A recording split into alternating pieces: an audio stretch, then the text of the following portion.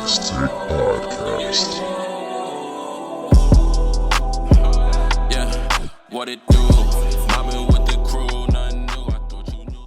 What's good, y'all? I am Jah So Focused. I'm French the Bro host, and we would like to welcome you to The Knicks Take Podcast. this is episode 56. And this is a weekly podcast where we cover the most intriguing Knicks news of the week. Make sure to follow us on Twitter, Instagram, TikTok, and Facebook by searching for The Knicks Take. Also, make sure you check us out on our website, knickstake.com. So, to all the newcomers, anybody who's newly watching and anybody who's newly listening, I want to thank you guys. Thank you so much for taking the time out to watch us, taking the time out to listen to us. Welcome to the Knicks Take Podcast. Mm-hmm. If you love what you hear, please subscribe to us on the platform you're watching us or listening to us on. Make sure that you like, subscribe. Make sure you hit that thumbs up button on YouTube. Hit the notification bell on YouTube. Yep. Make sure you know when we drop in every episode. We're going to be dropping at 8 a.m. every single Tuesday, so just make sure you locked in on that aspect. And most importantly, please share this with your friends, your family, any Knicks fans that you might know. Please, just talk about us. We can't survive without you guys just talking about us, saying how much you like us. So please make sure you share it with your friends and family. For sure. Now, on today's episode 56, we are going to talk about a few things. We're going to recap the biggest Knicks news of the season. Mm-hmm. We're going to start off talking about the Cam Reddish trade for Josh Hart. We're going to talk about the Knicks the Knicks once again coming back to the playoffs, facing the Cleveland Cavaliers in round one. We're also going to talk about Julius Randle's all-star run, his all-NBA run once again, and we're going to talk about Jalen Brunson, and we're going to talk about how we feel about him not getting any of those honors. Mm-hmm.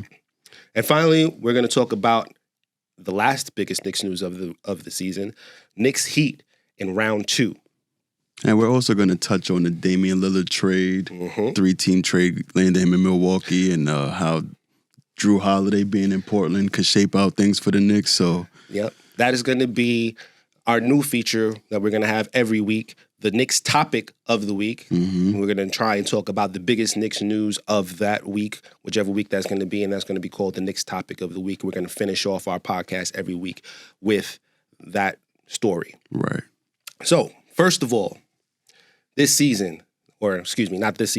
past season, Knicks season of 2022 to 2023, we're going to talk about the first big Knicks news, Cam Reddish being traded for Josh Hart. How did we get to that? Last season, we were very interested to see how Cam Reddish was going to, be a part of this Knicks roster, right. If he was going to be one of the best players on this team, if he's going to elevate his game to make us wonder whether he should be starting, whether he's going to be a sixth man, how is he going to contribute to this season? Right. And when the season started, as we talked about in our last episode, I was kind of worried about how we were going to start off the season. And boy, oh boy, was it a beginning of ups and downs for the Knicks. We didn't really play great to start the season, French. And I disagree. I think we played pretty good, but the defense just wasn't consistent. Cam Reddish wasn't consistent. Nothing about the season starting off was consistent. We saw some good, we saw some bad, and it all led off to a subpar performance against the Dallas Mavericks on December 3rd, where we lost 121 to 100. Mm-hmm. And it was so bad that I made a reaction video from my car. I didn't even finish watching the game, actually, in the fourth quarter. I left, and you guys can find this on the Knicks Take YouTube. I left in the middle of the game, got in my car, started driving, recorded myself about how disgusted I was with the Knicks' performance in that game. Yep. And it was probably the lowest of the low during that season. Yeah, you were saying the season was over at that point. I don't remember saying that, but I probably felt like that because it was just so bad that it made you question, what are we doing? Mm-hmm. And immediately after that game, Tom Thibodeau decides we're gonna remove Cam Reddish from the rotation. We're going to remove Evan Fournier from the rotation. We're going to move Derrick Rose from the rotation. And we're going to see how this Knicks team starts playing after that. Gave Quentin Grimes and Deuce McBride more of the minutes. And That's correct. And what happened after that, French? The Knicks instantly play better. It's a clear night and day shift. When you look at this season after that game, with those three players being removed from the lineup, the Knicks started playing so much better. Mm-hmm. And then leading up to the trade deadline, where it was announced the Knicks would be trading Cam Reddish, Svi Mikhailuk, and Ryan Arcidiacono. I've gotten better at saying those names since last season. Yep. We traded Reddish, Svi, and Arcidiacono, and a protected first rounder for Josh Hart. And at the time, I was like, I don't know how good Josh Hart is. And then I was like, he's a good rebounder. You know, he can hit the three a little bit, you know. But you know what? Those three guys, they weren't really a part of the rotation. So I'm for it. Josh Hart's a good player. Mm-hmm. Portland seems to be devastated that he's leaving. And what happened after that? 9-game winning streak. 9-game winning streak after acquiring Josh Hart. And the Knicks instantly went from being, okay, maybe they can get that 5th seed to, yeah, now we're definitely, if we don't get this 5th seed, there's something went wrong because we are playing way too good right now with Josh Hart, with the way Julius Randle is playing. And we'll talk about Julius Randle and we'll talk about Jalen Brunson a little bit better. And after Tibbs made that rotation change where Cam stopped playing, and he sat down Derrick Rose and Fournier, they also went on like another 6-7 game win streak too. They had a few winning streaks throughout the season, a lot of 4-game winning streaks. Mm-hmm. And, you know, we talked about this in the last episode from last year that I was really scared as to how the Knicks were going to start the season. Mm-hmm. And if they started the season, I didn't really see it going too well. But I got to give you your props, first of all. Let me say that. Because you predicted a 48-win season, and I went, 41, 42? Mm-hmm. And they finished 47 wins. Yep. So you definitely correctly predicted that. And after the way that the Knicks started, I definitely at that point was not looking at how good this team was going to be. This team definitely changed thanks to Tom Thibodeau, thanks to the trade for Josh Hart. Yep. And yeah, let's keep it moving. Yeah, that was a big trade that led to the Knicks finishing the season with the 5th seed. And before the season started, we were talking about Donovan Mitchell trade, the whole saga last season. And as you know from the last episode, he got traded to Cleveland, which is who we ended up matching with in the first round. So that was all the hoopla in the first round when the playoffs started. Mm-hmm. Knicks is going to be playing against Donovan Mitchell, the guy that they should have traded for. They were the 4th seed, the best defense in the NBA. And everyone was predicting that this series would go 7 games. It would probably be the most exciting series of the first round. What ended up happening? The Knicks mollywopped them in 5 games. Mm-hmm. It wasn't really a series. They came into game 1 in Cleveland, beat the Cavaliers on their home floor, went back home to the Garden tied 1-1. Mm-hmm. RJ Barrett had a bad couple of first games. He wasn't really performing. He heard a lot of criticism. ESPN was talking about they should bench him. Came out game 3, game 4, game 5. He was the second best player on the team behind Jalen Brunson. And Julius Randle was pretty much struggling the whole series, but he had a good way to close the series. But then he ended up getting injured. 5 games. We ended up ending the series out in Cleveland and took the gentleman's sweep. Donovan Mitchell lost in the first round again, proving that Leon Rose was right to hold his chips, not trade the whole house for Donovan Mitchell. And yeah, that was a pretty exciting series for Knicks fans. I don't know about everyone else. What were your thoughts on it? Well, leading into that series, a lot of people were considering a referendum on whether the Knicks should have traded for Donovan Mitchell. If the Knicks go out the way that they did in their last playoff series when they played against the Atlanta Hawks, mm-hmm. It wasn't going to be a good night for Knicks fans or a good off season for Knicks fans, because you had the opportunity to trade for Donovan Mitchell, giving up RJ Barrett and whatever it is that would have went with him. And Donovan Mitchell is clearly a top 20 player, top 30 player, depending on how you feel defense impacts your view on certain players. He was a player that the Knicks didn't have as far as star quality. Now, Jalen Brunson, he's going one-on-one against Donovan Mitchell before, beat him in the playoffs before, but yeah, nobody was really considering that. Right. And you could have had both of them on the same team. This was if the Knicks lost this series, you should have traded for Donovan Mitchell. But the Knicks didn't. The Knicks came out, whipped them in 5, gentleman sweep, pull out the Swiffer. Not quite a broom, but the Swiffer, you know what I mean? Clean it up a little bit. Mitchell Robinson had his showing out party. Just absolutely mauling their bigs. The Twin Towers. Jared Allen and Mobley. I don't want to butcher his first name, but Evan Mobley. Because, my memory is terrible. But yeah, Mitchell Robinson had his showing out party. Julius Randle, who was playing on an injured ankle, and we'll talk about that later too. He showed up when he needed to show up. RJ Barrett, after a couple of quiet first 2 games, showed up, as you said earlier, and really showed how he can be helpful to this Knicks team. Jalen Brunson did what Jalen Brunson does. This Knicks team just showed the world just how good they can be. Mm-hmm. And they saying the Knicks is good. They saying the Knicks are going to show up now that they played so well last season, right? We've seen a lot of things coming after this playoffs about the Knicks, and I wouldn't count them out in the Eastern Conference. You know what I mean? Like that's what we're seeing now. So that first round put some respect on our names as far as Knicks go. So I think we said everything we need to say about the Cleveland series. Yeah. So speaking of Julius Randle. So you guys might remember, for those of you who are longtime listeners, how I feel about Julius Randle, or should I say, how I felt about Julius Randle. Yeah, you was ready to throw him to the wolves, remember? I was saying I gave him a second chance. He had a good training camp last year. Mm-hmm. He won some what's the word I was saying? He got some faith back with me, let's just say. And he came out, had another All-NBA year. That he did, sir. That he did. I will say this.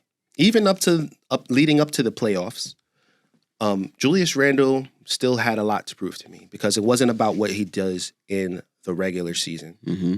It was about what he did in the playoffs and extending further how he would return the next season. Right. But the most important thing to me was how he would show up in the playoffs.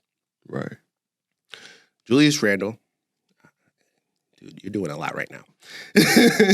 Julius Randle started off the season, for me, shaky, which didn't do anything for my confidence for the full season.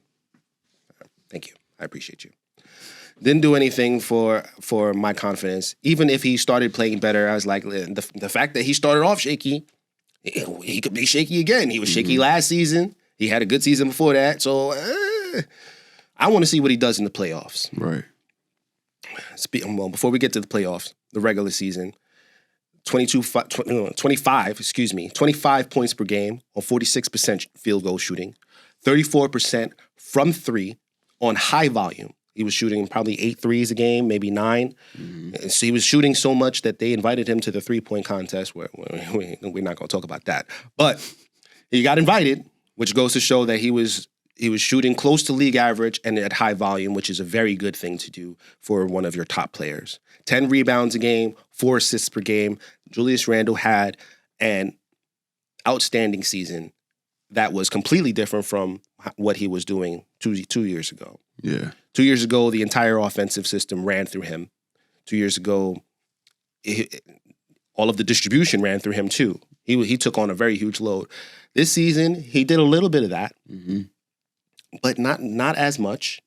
The offense didn't rely on him as much as it relied on Jalen Brunson.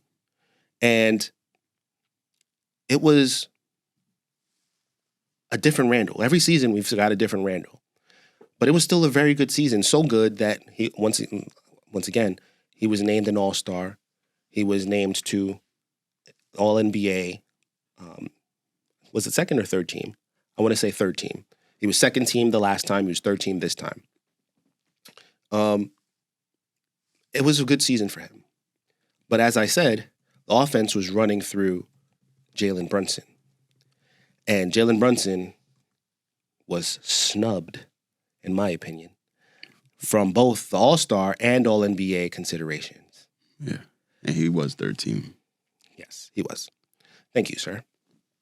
Do you agree with me that he was snubbed, or do you feel like everybody who was named as far as guards ahead of him should have been ahead of him? I know for the All-Star game, Jalen Brunson definitely was snubbed. I didn't think DeMar DeRozan being on Chicago really deserved to be named an All-Star last season. Mm-hmm. I know there was somebody else, but they're just not coming into my memory right now. But Jalen Brunson was one of the best point guards in the NBA last season, I felt like. I agree. Let alone the East. So I think because Julius Randle was named an All-Star, they didn't want to give the Knicks 2 All-Star players coming off the fact that we missed the playoffs and the play-in last year. They probably thought like... I feel like there was an agenda. Right. Like they felt like maybe Chicago needs to have an All-Star representative, and... There were some side stories going on that kept him out. Yeah. And the same thing with All-NBA. I feel like Jalen Brunson proved to be one of the best point guards in the NBA, and he should have had an All-NBA spot as well, in my opinion. But maybe that's just the Knicks fan and me being a little biased. But I definitely felt like he was the best player on the Knicks last year. I felt like a lot of Julius Randle's, a lot of the praise that Julius Randle received came as a result of Jalen Brunson being the point guard of the team. Last year, we had Kemba Walker and Derrick Rose, and that's why we had such a bad Julius Randle, I felt like, because he had to be the point forward, and that's not really what his archetype is. He's a secondary playmaker, but he's not going to be the person that you want bringing the ball up and initiating the offense, as well as being your top scorer. Like, Jalen Brunson made his job so much easier, so that he definitely got a lot of the accolades, and he shined all throughout the season, scoring career highs in the Garden, and he was able to be more of a catch and shoot kind of player. He didn't have to be in the post initiating the offense as much. So Jalen Brunson definitely made his workload a whole lot easier. He set him up for a lot of points, a lot of looks.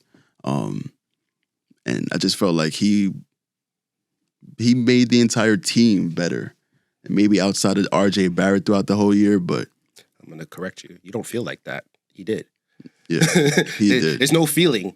He was our best player. Right. And how many times can you look at a team and say, their best player didn't make... There's a team that has a member of their roster on All-NBA or All-Star, but their best player didn't.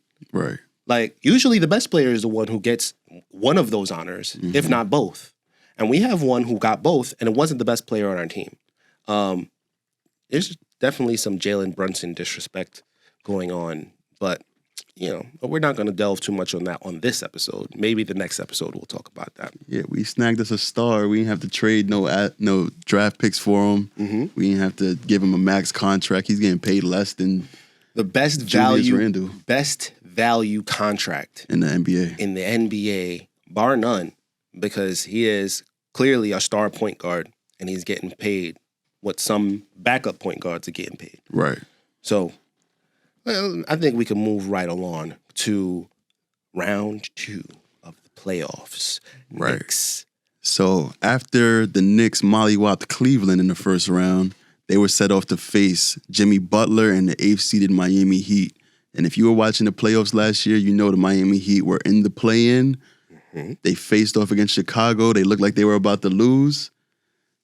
And they smacked them. They beat them, made it out of the play-in, faced off against Milwaukee in the first round with Giannis Antetokounmpo, who won the championship the year before. And they went to Milwaukee, beat them. Giannis got hurt, and the 8th-seeded Miami Heat knocked off the 1-seed Milwaukee Bucks. And going into the second round, the Knicks were looked at as the favorite to beat Miami because we won the season series against them. We played them really well all year. we were the deeper team in most people's eyes. There was a lot of guys on Miami that were undrafted that nobody really heard of or haven't really made a name for themselves yet. Mm-hmm. So I was excited. You remember, I was telling you, we going to the Eastern Conference Finals. Miami barely made the playoffs. They were shooting way above their league in the first round. Like, they got lucky because Giannis was hurt. And Jimmy Butler's just that dude. Like, he shows up and turns into Michael Jordan in the playoffs. But I felt like Tom Thibodeau coached Jimmy Butler. He raised him from a pup to the point where he was drafted under Tom Thibodeau. He was playing with Derrick Rose all them years, and he was the number 2 option. So if anyone knows how to shut down Jimmy Butler, I thought Tibbs was going to be the perfect coach to do that. And Jimmy Butler didn't really go off against us like that. He had a good series, but he wasn't doing what he was doing against Milwaukee. He didn't do that against the Knicks. But still, Miami came in game 1. We had no Julius Randle because he had the ankle injury. Yes. Obi Toppin was the starter. Well, let's stick on that Julius Randle because I was going to bring it up. Talk to me. But I felt like it was more important for this Miami series. Mm-hmm. How did he hurt his ankle again? I can't really remember. He hurt his ankle in the regular season. Against who? The Miami, yeah. Yeah. Miami injured him. Yeah. And then I was trying to give you the alley-oop and you didn't dunk it. I'm sorry. Yes, it was against Miami. Yeah. Right? And it was kind of like, is he going to come back for the playoffs? Right. Is he going to be good for the playoffs? If he's not there, what are we going to do? Right. He showed up against the Cleveland Cavs on that bum ankle. Mm-hmm. And that was a very important factor for the playoffs, having Julius Randle healthy. Mm-hmm. And he tweaked that ankle again in the Cleveland series. Yep, in the final game, game 5. Mm-hmm. So we didn't have him for that first game. But that ended up being a big storyline. Julius Randle's ankle, after he was sabotaged by a Miami Heat player. Mm-hmm. And then we played them again. And once again, that ankle reared its head. I don't want to say that they were targeting him, but how many times are you going to hurt the same part of your ankle against the same team? No, he hurt his ankle against Cleveland. He did, but he landed on Bam's leg again in round 2. That is true. Yeah, that is so. true. That was a big story. Julius Randle's ankle. If he was healthy, would the Knicks have won? Would they have been better? That was a big story for this Miami series, both coming into it and throughout the series. Mm-hmm. What are your thoughts on Julius Randle's play? Do you attribute the ankle injury to his poor play? I mean, now after the season is over and we saw that he had to go and get surgery done on his ankle, it definitely gave us some perspective. But at the time, I'm like, if you can play, there's no, like, I don't want to hear all this injury. Like, everyone's injured at this point of the season. Everyone done played 82 games, and no one's fully healthy. So if you're able to play, you're supposed to be giving your 100% effort.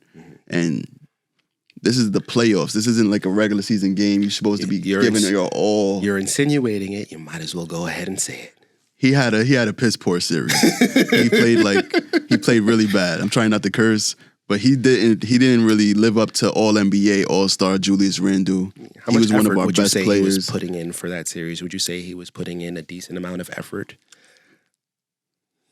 Due to his ankle being messed up, I'm like, I can understand you not sprinting back on defense, and I understand. At the time, I was really frustrated with him because I felt like this is the time where you're supposed to be putting your body on the line the most. If you have a chance to get to the conference finals, if you have a chance to beat an 8th-seeded team and you have home court advantage in this series, you have to do everything you can to win. And in game 1 of the series, he wasn't able to play, and we lost that series. Jimmy Butler ended up spraining his ankle that game. So in game 2, when he came back, Julius Randle came back and he was able to play, and Jimmy Butler was not able to play. I felt like the Knicks should have taken full advantage, and he should have taken full advantage to be a leader on the floor, a leader in the locker room. I don't know what happened in the locker room or whatever, but it didn't seem like he was the top dog and leading the team to play as good as they could, because it was a nail biter in game 2 as well. And we lost game 1. Game 2 came back. We barely won with no Jimmy Butler. They went down to Miami, lost both games in Miami when Jimmy Butler came back. Came back to the Garden for Game 5. And I'm still waiting for Julius Randle to have a breakout game. I'm like, when is he going to turn back into All-NBA performer? And Jalen Brunson was the guy who we had to rely on. He was the one who won Game 5 for us, scoring. Played the entire game. Played the entire game in the Garden, getting high fives from John Starks and other Knicks legends. Had Carmelo Anthony in there going crazy. And forced the Game 6, which was not what the number 1 seeded Milwaukee Bucks could even do with Miami. Right. And Jalen Brunson came out for Game 6 in Miami. He was still the best player, dropped 41 points. He was the leader, and Julius Randle gave his worst effort of the season, I felt like, in that last game. So it's tough. It's tough. I'm glad that you brought it back to Jules. We're gonna wrap up Julius real quick. His effort for the playoffs, not sometimes great, sometimes not. Not exactly what you need from your top 2 player on your team. He's top 2 and not 1. I left the series feeling like, yeah, Julius Randle, we know what he is. Can't rely on him to give you 100% effort. Right. And that's not great. That's not great. But his talent is just too good. And I was ready to trade him for a bag of chips after his piss poor season the season before. Which is understandable. Throughout this past season, I was like, okay, maybe not a bag of chips. Let's get good value for him. But I do still think that he needs to go. Because some of the stuff that we were complaining about the previous season still existed throughout this season. And then leading into the playoffs, as I said before, I want to see what he does in the playoffs before I switch sides on him. And a lot of people saw what he did in the playoffs and they said, look, see, he had a bad playoffs. You can't rely on him. Yes, he had the bum ankle, right? And while I subscribe to the ankle shouldn't have been a biggest factor as a lot of people are making out to be, especially now that he had that surgery. People are like, look, see, he had surgery. That means there's a lot of players who show out in the playoffs and then have surgery in the offseason to fix something that's wrong with them. Leg injuries, though, I feel like that's tough. Ankle injuries, it's hard to have good lateral movement when you got a broken bone in your ankle. Yes, lateral movement. It's the last bit of bail I'm going to shoot Julius Randle. All right, lateral movement. If lateral movement was the issue, then yeah. We wasn't when we look at these clips from the playoffs, we're not talking about lateral movement. We're talking about bad body language. We're talking about not getting back on defense. We're talking about looking at your players like at your teammates like they messed up when you did something wrong too. And these are all bad qualities to have from one of your top players. With that said, he showed enough to me in the playoffs for me to say, you know what, if he ends up being on this team as one of our main rotation players after we acquire a star player, I'm not going to be mad. I think that this Knicks team can win with him on it. I just don't think that, I think that especially with Jalen Brunson on the team, being the leader, and that's taking that title off of him, I think that it places him exactly where he needs to be. He is one of the leaders, but he cannot be the leader. And he showed enough to me in this playoffs that he's not gonna be completely trash for the entire playoffs. He will himself. Remember that first game against Cleveland when he came in, he wasn't great, but he provided the energy for this Knicks team for us to squeak out that first game. So, and that's all I was really looking for. Can you do it in a playoff game or two? We need that. We need him to be Julius Randle for a game or two in each series. Yeah. And he did that. He did that against Miami. He did that against Cleveland. Should he have been better throughout the entire series? Yes. But we're not paying him a supermax contract. We're not paying Jalen Brunson a supermax contract. And I would say that they're both outperforming their contracts right now. And I'm not going to be on the Randall hater-thon, unless he has another season like he did, which I predicted before that he'll have a good season and a bad season. I'm not going to predict that, but I'm not going to be on the Julius Randle hater-thon anymore. I'm going to reserve some optimism for Julius Randle. Yeah. He has a point guard now, and now they have another year under their belt together. This was just their first year together. Mm-hmm. So now they got a lot more chemistry playing together. I think R.J. Barrett found himself in the playoffs. He found a way to be able to fit in and play his role as the third option, basically. I remember before the season we were thinking like maybe Julius, Brunson, and R.J., maybe they can't coexist. But that's still a question, too. It's still a question, but now that they have a whole year under their belt playing together, RJ knows the areas of the floor where he can attack and get better at. If he could be a better spot-up shooter, I believe the Knicks are destined for greatness. Another great season where we're not going to be shocking anyone. Everyone knows what to expect when they come to play us, but they just can't stop it. The only thing that stopped us in the playoffs was the fact that we were going against a Miami team that had experience. Mm-hmm. They've been in the playoffs picture for the last, 6-7 years. They've been in the conference finals every year going against Boston. They made the finals in the bubble, and now they just made the finals this last season as well. If you're going to lose to any team in the NBA, it's got to be against the team that's packed with veterans, experienced players, led by a guy like Jimmy Butler, who's looking like Michael Jordan anytime the postseason begins. So we fared well against them, and I feel like this season we're gonna take off on another level. Yeah, so let's wrap it up with the playoffs. As far as we lost to Miami in 6. Mm-hmm. Miami ended up being the team who went to the Eastern Conference, and we were by far the best Eastern Conference team against Miami, and Miami went down to the Denver Nuggets in the finals. Well, Boston took them 7 games. But then Jason Tatum got hurt in that last game. They could have won. But Tatum, he had a bum ankle after he landed on Bam Adebayo. He's like the ankle monster at this point. He always going for somebody. Everyone gets injured against Miami. We were insinuating it without saying it. But nah. Yes. Yeah. Bam, you got to stop that shit. You got to stop that. For real, Bam. Yes, they took him to 7. They didn't score on the Knicks the way that they scored on everybody else throughout the entire playoffs. Right. So, yes, the Knicks went down in 6. We can blame Julius Randle. We can blame Emmanuel Quickley and all of that stuff. Yeah. Quentin Grimes didn't shoot as well as he could have. So that's why I say what I said. I think the Knicks could have still won Game 6 if we were full strength. And I think the Knicks could have beat the Miami Heat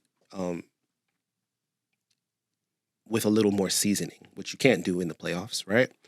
I think that the Knicks next year will be better than the Miami Heat, but we'll talk about that next week. We'll go into how the Knicks are going to fare against all the teams, including one of the teams that we're going to talk about in the Knicks topic of the week. Mm-hmm.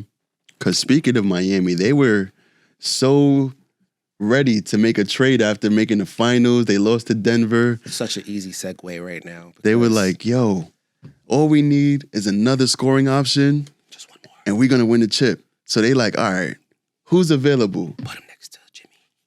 Damian Lillard. Requests a trade from Portland, and his number one option, the Miami Heat. So Pat Riley, the GM, or is he the GM or just the president? He's the president, right?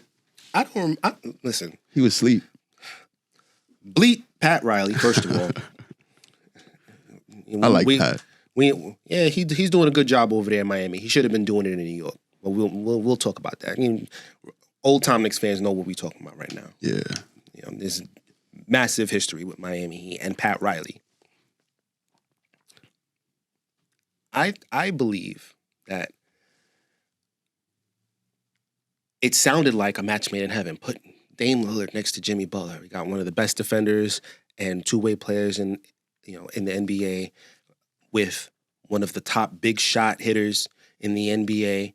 We got a roster that will cover Damian Lillard's weaknesses. And now we might see in Miami Heat in the playoffs. Not the playoffs. Might see Miami Heat in the finals again. I don't want to talk about Miami too much. I want to relate this to the Knicks. But Miami missed out. They didn't get Dame. Long story short. And they lost a couple of their key players that they beat us in the playoffs with. We're not going to talk about them either. But I'm just going to say right now, preview for next week, Miami ain't going to be in the playoff conversation. They may. I'm wondering if they're going to be in the play-in conversation this upcoming season. Most likely. So, does that mean Damian Lillard stayed with Portland? Well, as we found out a few days ago, Damian Lillard was traded, but not to Miami, to the Milwaukee Bucks. The team that Miami beat in the first round badly. Giannis was rumored to be looking to leave Milwaukee soon because he didn't like how he went out in the first round after winning the championship the year before. So he put some pressure on their front office to make a trade, and they made the trade. Yep. For Damian Lillard in a 3-team trade between Phoenix, Portland, and Milwaukee. What was the trade? There's a lot of pieces, but moral of the story is Jrue Holiday went to Portland. Mm-hmm. DeAndre Ayton went to Portland. Phoenix got a bunch of leftover players and some. I don't know what Phoenix got. They got. I'll tell you. Yusuf Nurkic. So Damian Lillard is headed to the Milwaukee Bucks as part of a 3-team deal involving the Phoenix Suns that sees the Bucks guard Jrue Holiday and Sun center DeAndre Hunter on the move. Bucks DeAndre Ayton. DeAndre Ayton. Freudian slip. DeAndre Ayton on the move. Bucks receive Damian Lillard via the Blazers. There were some other pieces. There were some other picks in there. We're not going to get into all that because it's not Knicks related. But how does this relate to the Knicks? Well, that's because the Bucks are in the Eastern Conference, and that's going to make it Christmas. We play them on Christmas Day. Yeah, and the Bucks. Yes, this is a trade that makes the Bucks better. This is a trade where you're putting 2 of the best players in the NBA next to each other. Giannis Antetokounmpo is great inside of the 3-point arc. And on defense. And in rebounding. And Damian Lillard is good anywhere beyond the 3-point arc. How do you defend that? And for a team like the Knicks, who are, known as a good defensive team and known as a hard-playing team, I do think that this is going to make things tough for the Knicks. Do you see that matchup being a very big problem for us in this upcoming season? I see that matchup being a big problem from every team in the NBA. I feel like they're the closest thing to LeBron and Kyrie since 2017. But Giannis is just one of the best players in the world. He has now the best offensive player he's ever had in his career on his team now. Damian Lillard now has the best defender and scorer he's ever had on his team. So I feel like it's a match made in heaven. They gave up a lot to get Dame. Jrue Holiday was the best defender or best perimeter defender on Milwaukee. And I feel like he's going to be sorely missed. But you trade one for an outstanding offensive talent in Damian Lillard. You can't really regret that at all. You can always draft another defender or sign another. You make another trade. You could do whatever you can to get some perimeter defense on your team, but you cannot get a top 75 player like Damian Lillard on your team. How does this really impact, though, the New York Knicks? Why are we talking about them? I mean, outside of the fact that we're going to be playing Milwaukee on Christmas Day and we're going to have to face this team in the playoffs, barring any injuries on their side, Jrue Holiday was the biggest name in this trade outside of Damian Lillard, and he's in Portland now. Portland is looking to shop him because they don't really want to keep Jrue Holiday with their roster because they already have a bunch of young guards that they just finished drafting. Scoot Henderson was their main draft pick this last offseason, which is what kicked off the Damian Lillard trade, which motivated them to want to get rid of him. And I believe the Knicks are one of the teams in pursuit of Jrue Holiday, according to reports. Yep. They have expressed some interest with Portland, but Portland is looking to shop him for some draft compensation. It's rumored to be multiple first-round picks, if at least 2 first-round picks, which we have. A lot of teams don't have access to their own first-round picks as well as others. We have 7 that we can trade, and not for Jrue, though. I don't think Jrue Holiday is the person that we should make those type of investments in, just due to the fact that he isn't on the same timeline as the rest of the roster. We're one of the youngest rosters in the NBA. I think we're set up to have the brightest future out of all the teams in the East. A lot of the teams in the East that are good right now all are topping out, and they're going to be losing a lot of their best players due to just age and probably retirement soon. Jrue Holiday's 33 years old. And for us to make that trade with his huge contract, it would have to include either RJ Barrett, Emmanuel Quickley, or just any one of the guys of the on the roster that we just don't want to leave off the roster. Like, we don't want to trade any of these young guys. We would trade Evan Fournier, but his contract isn't enough to make a trade like this. And if Jrue Holiday is the last piece of the puzzle, I feel like he makes perfect sense. But if he's just going to be a piece and we still need another top dog to come in, I don't think it's worth it. I think he's the guy that you trade for when you one piece away from winning a championship, and I don't think we're at that point right now. What's your thoughts? I go back and forth on this. So as you just said, first of all, it's not either RJ or Quickley. Quickley's contract, like, if you're putting Quickley in, it's so that you don't have to send a first-round pick. Or maybe that's what Portland wants. But if they want RJ and Quickley, you say no. RJ's contract is key. I don't think the Knicks are going to trade Julius Randle for Jrue Holiday. He's the other salary that would be perfect in a trade like this, but they're not doing that. They're probably doing RJ and then somebody else to make the salaries more even. RJ, some salary filler, 1 first-round pick, maybe a protected on top of that. Do I do that so I can have a starting lineup of Jalen Brunson, Jrue Holiday,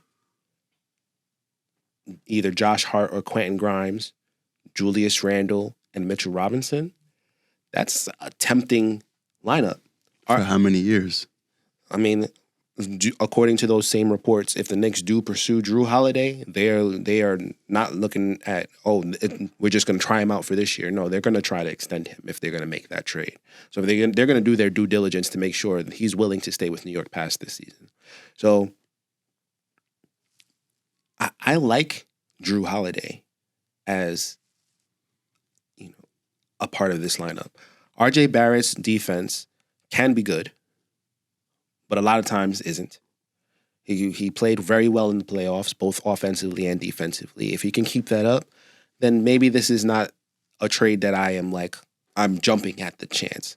But he's very inconsistent, and he has to show for an entire season that he's not going to be inconsistent before this is not an interesting trade to me. So if he's the headliner in a trade for Jrue Holiday, I have to consider it. Yeah, it doesn't make us a clear contender, but let's assume Quentin Grimes gets better. Remember, this is his 3rd year. He shot well. First time in the playoffs. First time in the playoffs. He's got some seasoning now. First year, he was a good shooter. Second year, he showed he can be a great two-way player. If he can continue his upward swing, either he starts or he comes off the bench. You got Emmanuel Quickley. He was great last year. Mm-hmm. He's got a little bit more playoff experience. It's still a very good team, and I'm not saying that they would win the championship with that team, but they will definitely be a better team if they do that trade, if it's constructed the way that I just said. Here's one aspect you're leaving out, and I'm surprised that we didn't even address this whole podcast. Okay. We lost Obi Toppin this summer. Well, I was going to bring it up before we signed out because that didn't happen in season. And I didn't think that it was bigger Knicks news than this Damian Lillard situation. But here's why I bring it up. Okay. When you trading a guy like R.J. Barrett for another guard, when we just picked up a guard in free agency in Dante DiVincenzo, who is a great rebounder, great shooter, but when you lose out on size with Obi Toppin, and then you trade another big body in R.J. Barrett for another guard, I don't think that that's going to bode well for our defense. So maybe Jrue Holiday is a great perimeter defender, but you saw what Jimmy Butler was doing to him in the playoffs. He wasn't doing that to R.J. Barrett. Right. And R.J. Barrett was our second best player in the playoffs this last season. And he's only 22, 23 years old. Jrue Holiday's 33 years old. So R.J. Barrett's ceiling still has not been determined. He still hasn't even reached his prime. And that's what makes me shaky. And that's the thing. That's the thing where in an aspect like this. Yeah, and as I said earlier, that's the thing that is going to be very key. Can R.J. Barrett show that same consistency that he showed in the playoffs for an entire season? And can he show it again in the playoffs?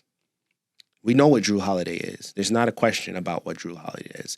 The only problem with a trade like this is that we can't say that same certainty for R.J. Barrett. And that is what's going to determine whether this is a good trade or not. So I think it's good for us to leave it there. I'm not hoping that they make a trade like this. I'm very comfortable with the team as it's currently constructed. I think this team is going to do very well. It's not a coincidence that we're seeing a lot of pundits, a lot of people who are in the blog sphere, in the YouTube sphere, start saying, "Hey, listen, don't count out the Knicks. They're bringing back a better version of the team with most of their players still here. They've got that cohesion, that consistency. They've got all of the things that they need in order to make that run in the playoffs." And we got the young guys who are still learning. They're still young. Quickly coming off his worst play of his career in that last playoff run. He's going to be a lot better. He was supposed to be Sixth Man of the Year. I don't see him not being in that same race this upcoming season. Quentin Grimes, another season where he's going to grow, be a bigger 3-and-D threat. There's a lot to be excited about with this season. And outside of the Milwaukee Bucks, and we'll talk about this more in depth in the next episode, outside of the Milwaukee Bucks, the rest of the Eastern Conference, I don't see there being a team that is clear-cut 100% better than the Knicks. So we'll talk about that more next week when we release the next episode of the Knicks Tape podcast. 50 wins. Calling a little early for the season predictions, French. I heard it here first. 50 wins. Haven't even seen them in preseason yet. We haven't seen. We're going to talk about that. Next episode, we're going to talk about the preseason games that are coming up. We're going to talk about the training camp, which should have started by the time that we record next week. Mm-hmm. We're going to talk about a bunch of other things. This episode, I wanted to kind of briefly mention. When you come check us out on the Instagram, we're going to have some things about some events that we have recently gone to. I recently went to a Josh Hart event in Rucker Park. Make sure you check us out on Instagram and some of our other social media platforms for some of the pictures and videos that we've taken on those things. That should be out by the time you see this podcast. For sure. French, you got anything real quick you want to plug? No, I don't have anything to plug this time around, but keep watching further episodes coming up. We're gonna have some stuff to talk about. I don't know why I'm always stumbling and bumbling in the beginning and the end of the episodes. I don't know what's going on. I don't know either. But once again, I am Jah So Focused. This is my co-host, French the bro host, and Make sure that you check us out on YouTube. Make sure you check us out on all podcast and streaming platforms. Please hit that like, hit that share, hit that subscribe. That notification bell. Hit that notification bell. And once again, please share it with all of your loved ones. Make sure that Knicks fan that you always talking stuff about, if you like us, you like what you hear and what you see, make sure that you tell them, hey, this is a pretty good up-and-coming podcast coming up. You should try and check this out. And also check us out on our website, knickstake.com. Once again, thank you. We appreciate you guys. We love you. Love y'all. Peace out, y'all. Peace. The Mixtape Podcast. Yeah, what it do?